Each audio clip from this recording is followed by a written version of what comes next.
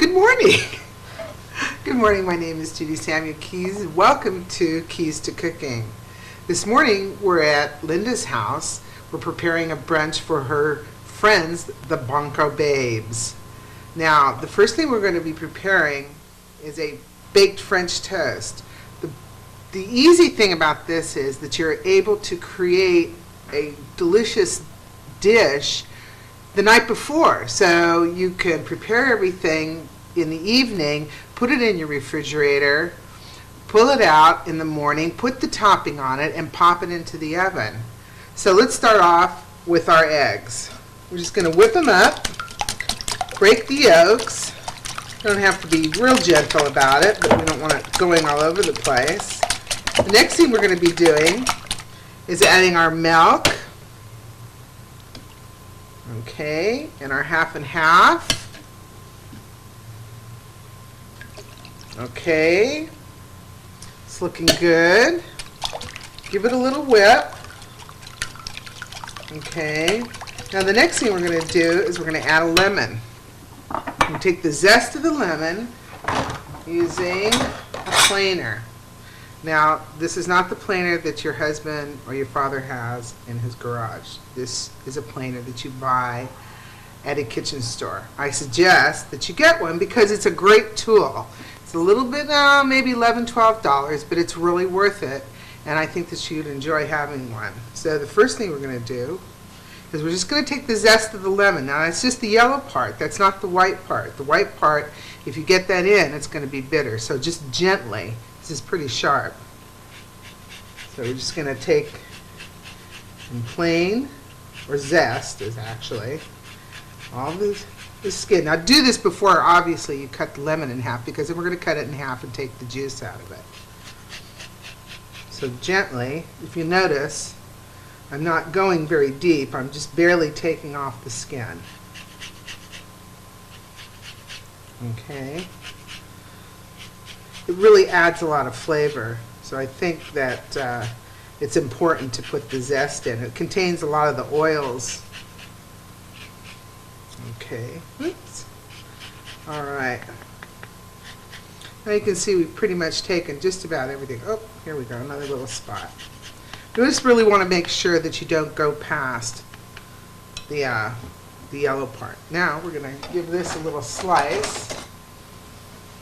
Okay. Now we're lucky, okay? We don't see too many seeds in this. So we're going to use this tool, which you can get these kinds of tools very inexpensively at, say, when some of the drugstores have their dollar days, some of the little 5 and dimes have their dollar days. These kind of tools, you don't need to go out and buy the real expensive stuff. They work just fine. So if you were going to see a lot of seeds, you're going to be real careful. You obviously don't want seeds in your French toast. Okay. So this is the zest. And then the next thing, we're going to put a couple of teaspoons of vanilla. All right. Give the hand a little wipe here. A teaspoon of vanilla. Now, when you're buying vanilla, buy real vanilla. Don't buy imitation vanilla. This vanilla happens to come from Mexico, and actually that's really where the vanilla bean started, from the Aztecs. So we're going to put a couple teaspoons in.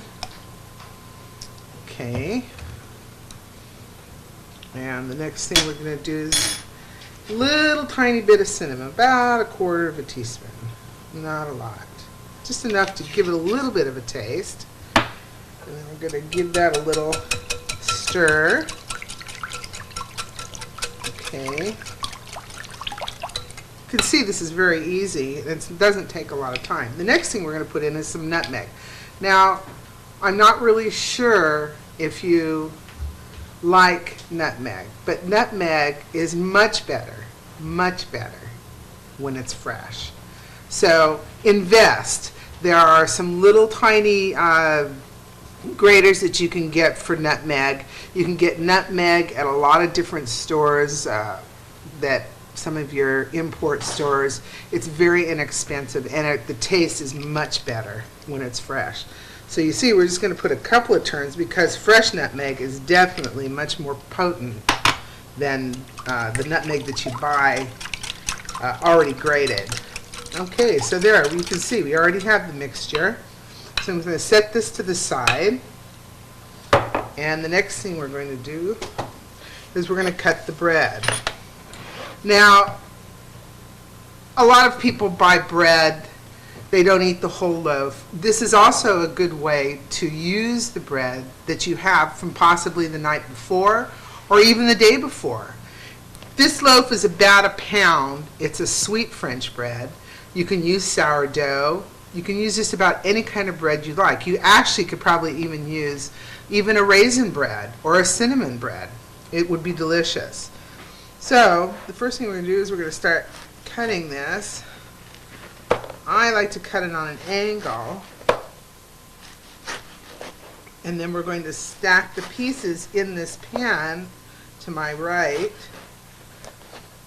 And basically we're just going to pour the egg mixture over it, pop it in the refrigerator, and tomorrow morning we're going to apply the topping to it and pop it in the oven. It takes about 40 minutes at about 350. I know you're going to enjoy it. It's an easy one to fix.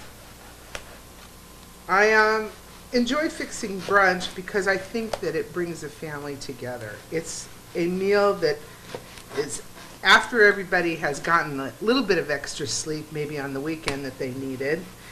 And it's an easy meal for your children, or even your husband, or even your wife, if you're the cook, the man, to participate.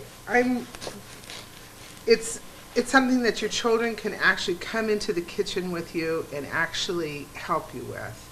It's really very important, I think, for the family to feel a part of doing something together.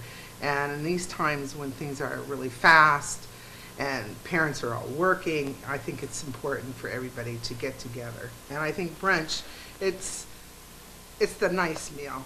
It's an easy meal, and I think it's a very happy meal. So here we are. We're done with this. Let's put our pan here. And we're just going to start stacking the bread inside the pan. Don't worry, this is not rocket science here, and it doesn't have to be perfect. This loaf is about 1 pound loaf. 12-ounce loaf is fine. So don't panic about, being exact. As you can see, we've got a couple ends left over. That's fine. We don't need to put those in. It works out just about perfect. All right, now the next thing we're going to do is you're going to take your egg mixture and just pour it right over the bread. Don't worry, it doesn't have to cover each little piece. Try to drizzle it sort of around. And then, after this, you would take it and put saran wrap. You don't want to leave it open in the refrigerator. And then you're going to leave it overnight. Or actually, if you need it, this is kind of a fun thing to have even for a late night dinner maybe. If that's what you want to do. It has a sweet topping. So it actually, if you think, if you're going out to the show and you think that maybe when you get home you want to have it, go ahead and make it, say at noon or something, stick it in the refrigerator. It's going to be fine. It's going to be ready to pop in the oven when you get home from the movies or the opera or whatever you like to do. So now we've got it. Just kind of use your fingers. I know, it's just one of those things. And then, there. That's it for right now. We're going to then, what we would do at this point, we would then stick it in the refrigerator, put the top on it like I said, and then we would, in the morning or in the late evening, whenever, you would bring it out and then you would put the topping on it. Now I'm just going to say that we've had it in the refrigerator overnight, and I'm going to go ahead and tell you or show you actually how to put the topping on. This is the topping, and it consists of butter, brown sugar, either toasted almonds, toasted pecans, whichever you like, a little bit of cinnamon, a little bit of nutmeg, and just a couple of tablespoons of some white corn syrup, and you just basically mix it together. Okay, now remember, this has now been sitting in the refrigerator overnight, but we're going to just go ahead and show you. So all you do is take this, sort of just spread it out over your bread. Don't worry about it. It's got a lot of butter in it, and it's going to taste good, so it's going to melt right down into everything. And you're just going to spread it all over. Don't be afraid of it. This is kind of a fun thing for maybe the kids to be doing, because it's like thinking, you know, there isn't anything they can hurt here. There isn't anything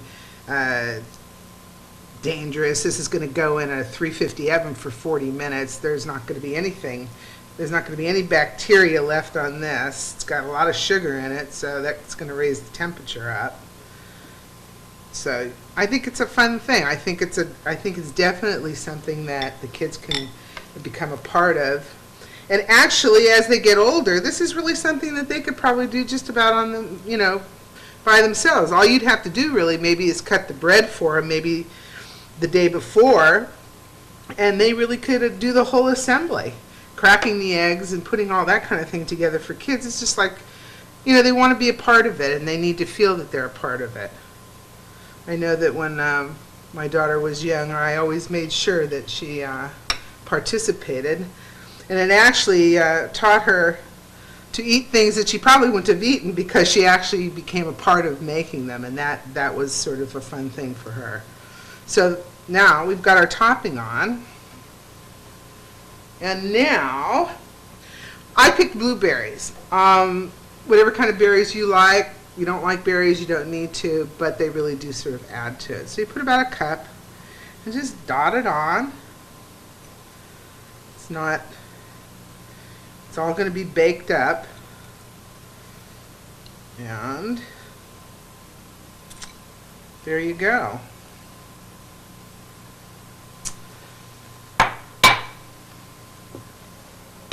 Done. Okay, thank you. And now the next thing we're going to be doing is we're going to start the gorgonzola cream sauce for the frittata that we'll be making. So, if you'll follow me over to the stove, I will show you. Here I have in the pot, in the saucepan, I have about 2 tablespoons of butter and 2 tablespoons of flour. So we're going to make it what you would call a roux. Okay. What you want to do is you really want to cook down the flour. You know, try not to brown it. You know, it has to be watched because it melts pretty fast, and the flour dissolves pretty fast also. Basically what you're making is just a basic white sauce. Alright, now we have the butter's nice and bubbly, and the flour has dissolved. Let's turn this down a little bit. Okay, now the next thing we're going to add is some half and half.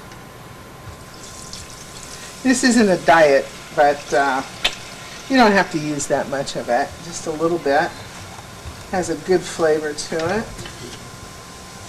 Okay, just keep stirring. It's going to thicken itself up from the flour. Okay. I'm just going to let that sit for a moment. We're going to put a couple grinds of some fresh nutmeg in, and we've talked about the fresh nutmeg. I think it's really important. A little pinch of salt. Kosher salt works great. Okay, give it a stir. Okay, let's see. Well, the milk is beginning to heat up. Now we're going to crumble some gorgonzola. Gorgonzola cheese is an Italian blue cheese. It's not as strong, I don't think, as some of the blue cheese. It has just a really nice flavor, and it's excellent with pasta dishes. It's excellent with egg dishes. It's just, gorgonzola is just a really nice flavor, and I think it should give this sauce a real good taste, and I know you'll enjoy it. You don't need to use a lot of it, so for those people that are trying to cut the calories a little bit, just a little bit on your frittata is going to jazz it up. So we're going to let this thicken up. Okay. Turn this heat up just a little bit. Okay.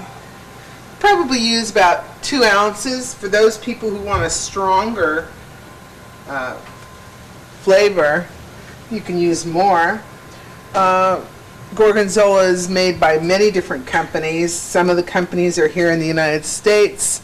Some of the companies are from Italy. The best thing I would suggest you do is go to a nice cheese shop and try a few and see which one you like. See the flavor that you like. Just like any other kind of cheese, some are going to be stronger and some are going to be milder. So, okay, well, we've almost come together here.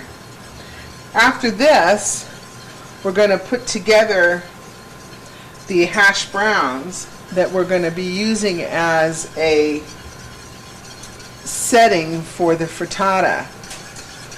All right, we have gorgonzola sauce now. So we're going to turn this all the way off and just let it sit. Now, sauce, when you go to reheat it, maybe to plate it, you have a little extra cream to loosen it up if it gets a little bit stiff. But don't worry about it. It's just as long as you start it on a low heat and keep it stirring, you can go ahead and add a little bit more milk or cream to it to thin it out. Okay? All right, now back to the drawing board over there, and we're going to be putting together the hash browns. Okay, we're back from making our gorgonzola sauce. Now we're going to be making the potatoes. It's basically about 32 ounces of frozen hash browns, a cup of onions, chopped onions. I don't care, any way you want to chop them. If you want to buy them already chopped, if you want to chop them yourself, it's not that critical.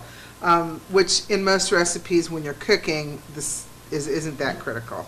Then you're going to put a 1/4 cup of canola oil or whatever kind of oil you like, some kosher salt. Let's put some fresh ground pepper in there. Now the timing is a big issue for most people. What you want to do is pick the item that you're going to be preparing that takes the longest, start it first. I know a lot of times people say, well, how do you get everything out, all warm at the same time? Use your oven.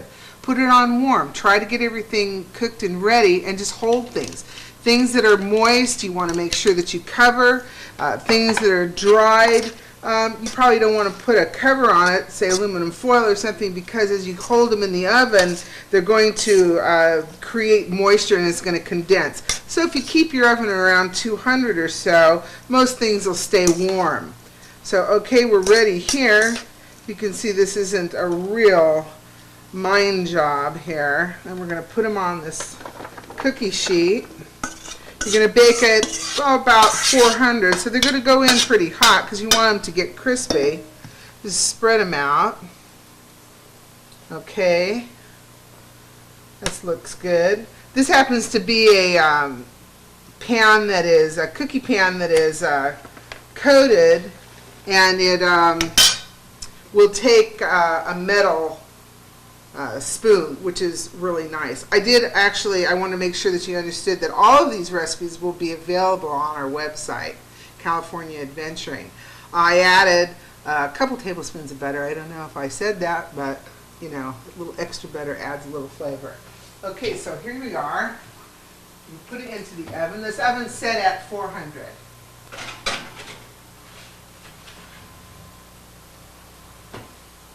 All right, now back to the desk, and we're going to be making the sausage. All right, set this aside. Let's get our pork. This is ground pork. Please don't use lean ground pork making this.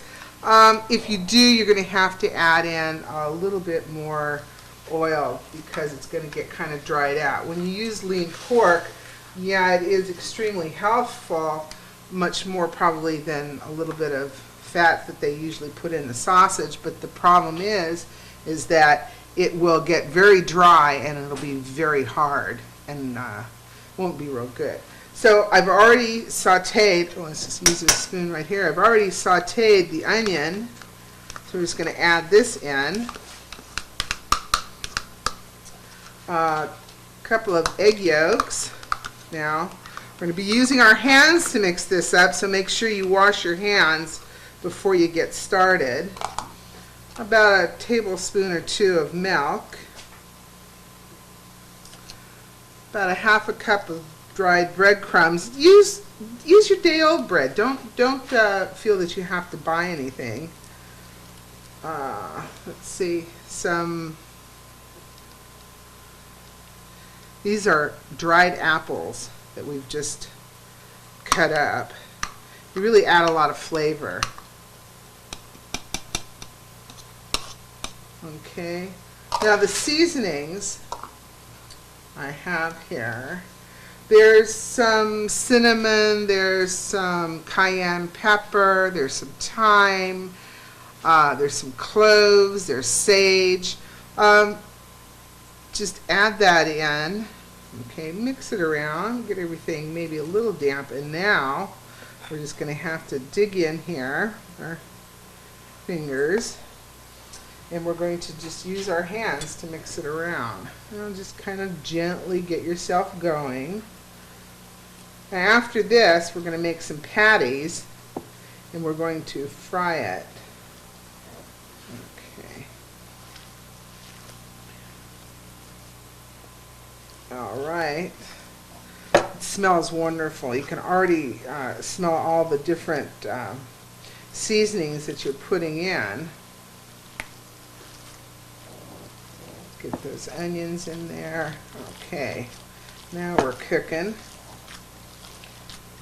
Just mix it around as best as you can. Whoop, we're getting a little drop there, but this is, don't worry about it. Just do the best that you can. Don't worry about it. This is also maybe fun for the kids to do. I mean, I don't know how many kids don't like to play with their food, and this is like a good way for them to play with their food on sort of a very, I would say, maybe a productive way. So, okay, we've got this mixed, and I'm going to add in a little bit of salt. Another couple mixes here. Okay. A little bit of kosher salt. Okay. Don't forget, before you start doing this or anything that you use your hands with, you make sure that your hands are clean. And afterwards. Okay, that's looking good. Okay. Now I'm going to go over here to the sink, wash my hands. Okay. A little soap won't hurt. Okay. Great. Now the next thing we're going to do, we're going to take this over to the stove. We're going to use a 2-ounce measuring spoon. Now, this is another one of those tools that you can get at those dollar days. They're great. It's not so much that everything has to look exactly the same, but that you want things to somewhat cook at the same time. So you don't want big, huge, humongous things and little tiny things. If you're gonna keep holding things in the oven to keep them warm, you want them about all the same size. So if you'll follow me over to the stove, I'll begin to make the patties. Okay, here we are at the stove. We're going to make our sausage patties. I've mentioned to you that by using a sort of scooper, ice cream scooper, you get a uniformed amount. It's not so much that you're worried about everybody getting exactly the same amount, but it's really more for cooking and for reheating. If you'll put a little bit of water on your hands and then scoop it out, it'll make it much easier to form the patty. And then all we're going to do is brown it in a pan that I have some oil already heated. So just make a few of these. Okay, that's looking good. You just want to get these brown pork. Cooks quite fast at this high temperature. What you're going to do is you're going to go ahead and brown them here, and then we're going to pop them in the oven to continue the cooking and to keep them heated. So let's put a few of these in here. Try one more. You don't want to do too many at a time. You don't want to crowd the pan. You want to make sure that you get things evenly browned. However, it's not still going to taste good if it's not exactly perfect. And I don't want you to stress about that. I want you to enjoy this. This is fun. This is supposed to be fun. This is not supposed to be, you know, a major, oh, there you go, a major experience. I want you to cook because you enjoy it and because it reduces your stress level. You know, pick things to begin with that are easy, things that you like to eat, and try them. Don't try some real fancy, ornate recipe that you're not really sure about. If it doesn't have ingredients in it that you like to eat by themselves, more than likely you're not going to like them when they're all combined together. So, you know, get some cooking magazines, watch me, watch other cooks, look, you know, there's a lot of things out there. Even the grocery stores produce, you know, recipes. We live in an area that has a lot of fresh fruits, a lot of fresh vegetables. A lot of the companies have websites, and they have recipes on their websites for their products. So if you're a mushroom lover, find some recipes that have mushrooms in them. You know, try different things, but don't worry about chopping things and everything has to be exactly perfect. It means more to me to know that you're going out there trying it rather than worrying about it being exactly perfect. So as you can see, these are browning up nicely. And what we're going to do is when they're finished browning, I've already cooked some because we've got the Bunko babes, you know, and they're like some good eaters. So we're going to put these a few minutes, give them another couple seconds. We're just going to add these to this, and then we're going to put them in the oven to continue cooking. We're going to be starting the frittata. I have 10 eggs in here. We're going to put another 2. We're going to have a dozen eggs. Okay, try your hardest not to get the shell in. There's like nothing worse than crunching into something that has an eggshell. I don't know why. There we go. Okay, so now we have a dozen eggs. Okay, you know, eggs. Let's give a little wash here. Okay. Okay. Thank you. Alrighty. Now we're gonna do a little whisk. Okay. It's pretty simple. On the stove, I already have some onions and some bell peppers, red bell peppers, and mushrooms that I've already pre-sauteed. Great thing to do. If you use peppers and onions during the week, go ahead, cut all your onions up, saute them, have them in a little dish, peppers, whatever you like. Take an hour during the day. One day, I know like you don't have that, but you know, it will save you time during the week to put those extra little nice things into some of your dishes. Now we have about 3 or 4 fresh basil leaves. We're just going to chop up. Don't worry, just chop it up any way you like. This is not, nobody's watching you, just as long as you get it chopped up. Actually, if for some reason you don't like to do this or you don't want to buy fresh basil, you can get some pesto would be great in this, already made. You know, a couple tablespoons. All right. Let's whisk those in. Now the next thing we're going to be adding are some marinated artichoke hearts. If you don't like marinated artichoke hearts, don't put them in. Find something that you like. Eggs are really a great easel for any type of addition. This is a good combination. It's healthy. It's a great vegetarian egg combination. Just give those a good chop. Okay.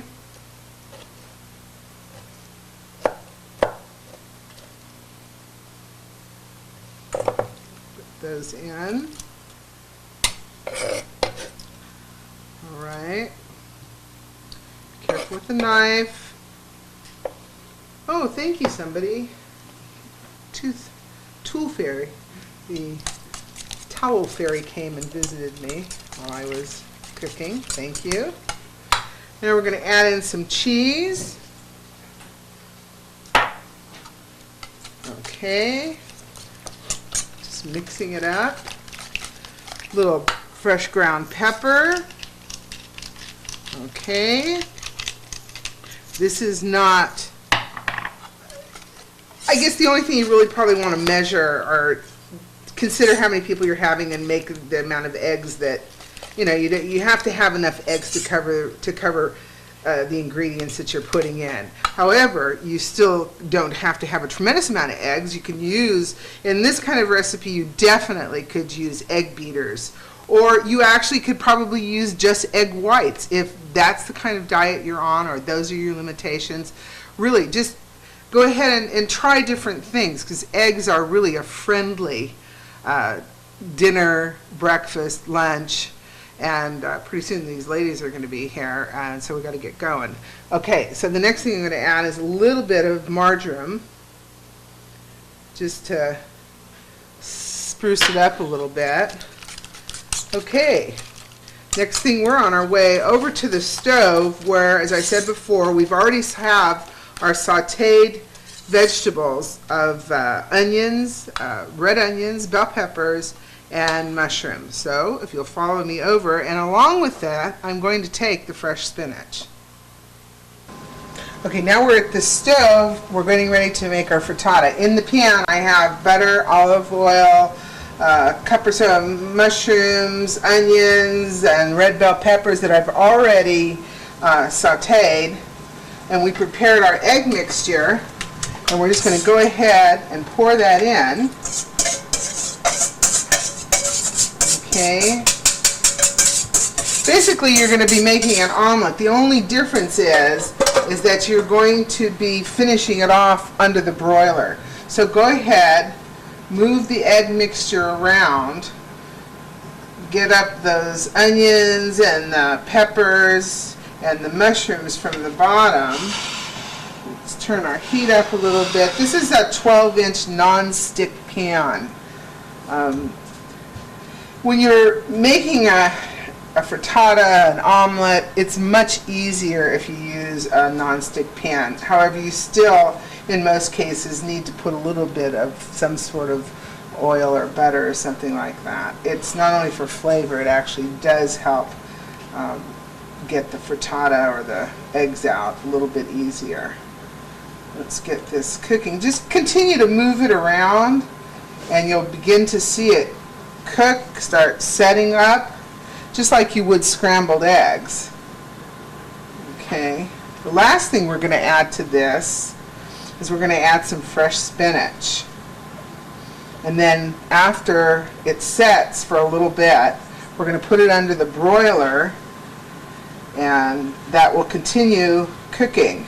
We've got to get going. The Bunko girls are on their way, and we've got stuff to put out. We've got to plate set up our buffet, and we don't want to be late. You know, they are probably ready to eat. I'm sure they'll be hungry. And like I said, brunch is a fun and a relaxing time, so let's not worry too much about exactly being on time, but we certainly don't want them to wait too long. You know, women, when they're hungry.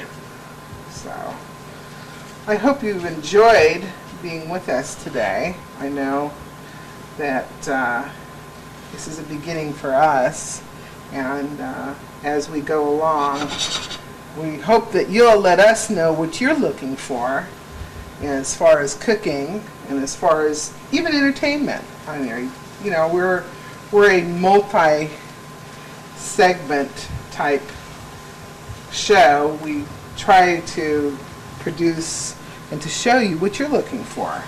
So if you let us know, we'll try to answer your requests. Okay, so now I'm going to go ahead. This is baby spinach. I'm just going to tear some of this on here. You don't want this to cook too long. Just going to mix it around a little bit. Spinach is kind of one of those things that everybody goes, ooh, but actually I think people are beginning to eat more of it now.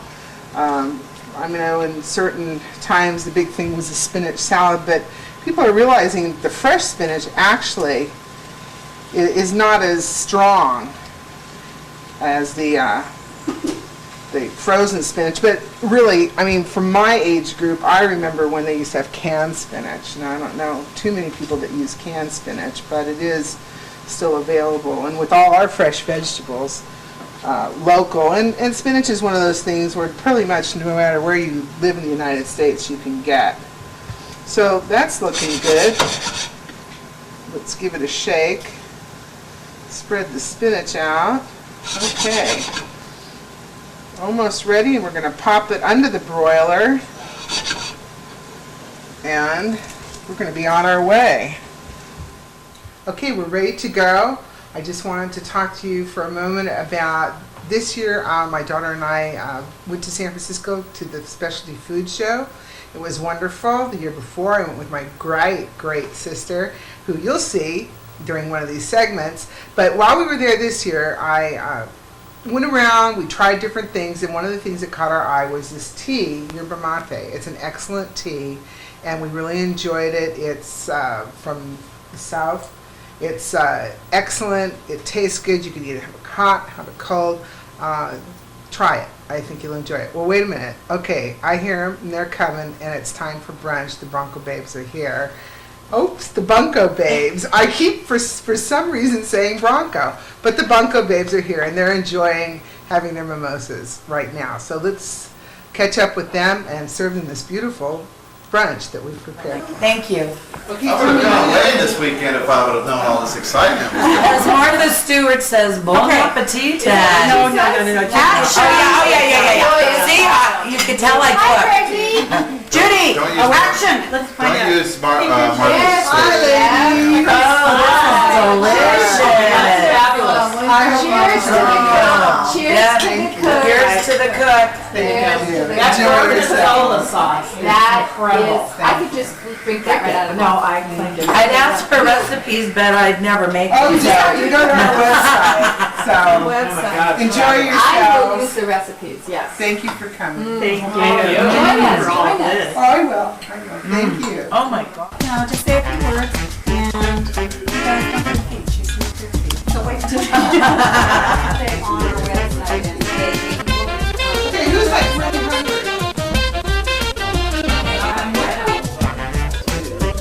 take these off screen so that we can move stuff up.